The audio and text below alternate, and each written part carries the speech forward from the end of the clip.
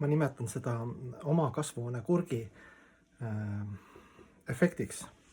Et see on inimesele niimoodi antud, et ta saaks elada selles hetkes, siis tal oma kontseptsioon, oma filosoofia, oma asjade arusaam ja siis ta kaitseb seda ja õigustab seda ja kui ta on fanaatiline ja sentimentalist, siis ta on selle nimel valmis võib-olla ka lõpuks, nii kurb ka see ole, ka tapma, eks umbes, et kuna minu kasvuhoonekurgid on ainukesed maailmas kõige paremad, siis teised kasvuhooned tuleb ära hävitada, kus teised, kes isegi kui suuremad ja paremad on, mind ei huvita, minu kasvuhoonekurk on kõige parem. Et kuhugi maani on see nagu inimlik faktor. Et sa arvad, et see hankara või valeego või lihtsalt ego, et elada sa pead mingi osa sinust peab ütlema, et nii on see on parim.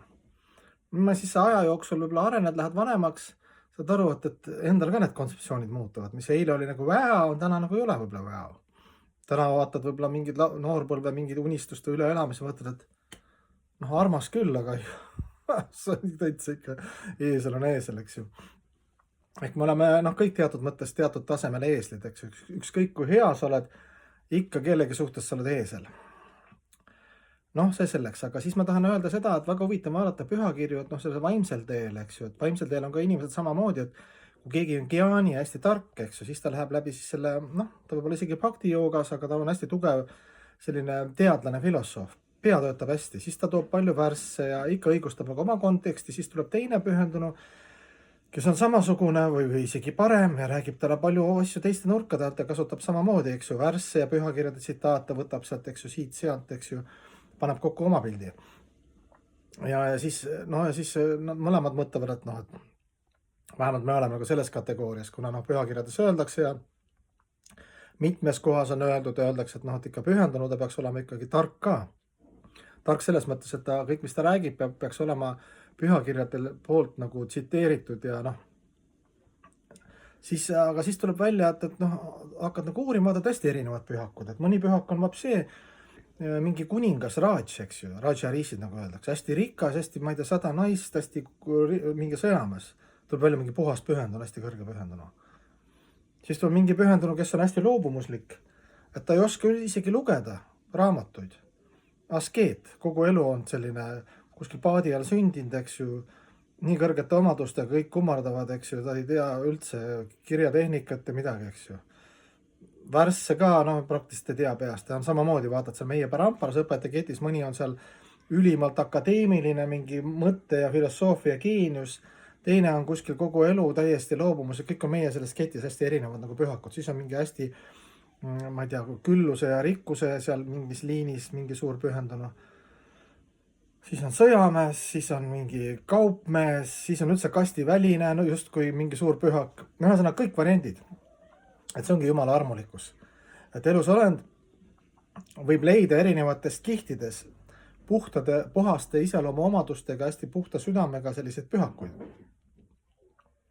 Et sa võid valida, et ei ole üks on halvem või parem.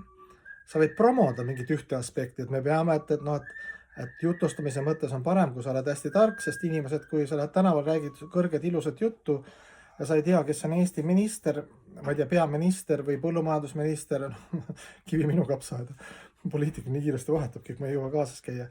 Et siis inimene ütleb, et sa oled loll, et mis sa räägid seal mingite esoteerilistel teemadel, et kui sa oled jutustaja, siis muidugi on hea olla kursis ikka enam-vähem selle maailma sündmustega, sest sa lähed nende inimeste juurde, nemad vaatad ka läbi selle, et vaatad, see on nii elukauge loll, et räägib mingist ulme maailmast, eks näiteks, eks ju. Et igast faktoreid on, aga põhijoon on ikkagi selles, et ligipääs absoluutsele tõele, absoluutsele armastusele, absoluutsele vabanemisele, absoluutsetele tarkustele ei ole üks tee.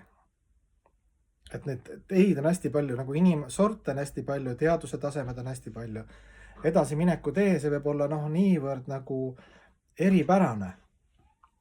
Et ütleme, kõige suure draama on ikkagi see, et kui sa oled mingis oma aspektis, oled nii sisse võetud oma aspektist, oma lähenemist, oma religioonist, oma parteist või oma klubist ja siis sa käid linna peale igal pool ja sa vaatad kõike ülevalt alla, et siis see arengus ei ole veel Aga see on hea, see on oma kurgi kasvuhoone värk, et see kaitseb ka mõnes mõttes.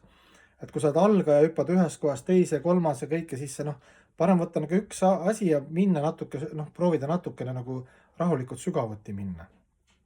Siis hiljem sa saad isegi paremini selle taustsüsteemi asja olles praktiseerin näha, et võib-olla ma peaks nagu vahetama seda praktikat, no mingi, mis on veel tõhusam, mis mind veel rohkem innustab, eks ju, ennast teadvustama ja paremaks inimeseks saama.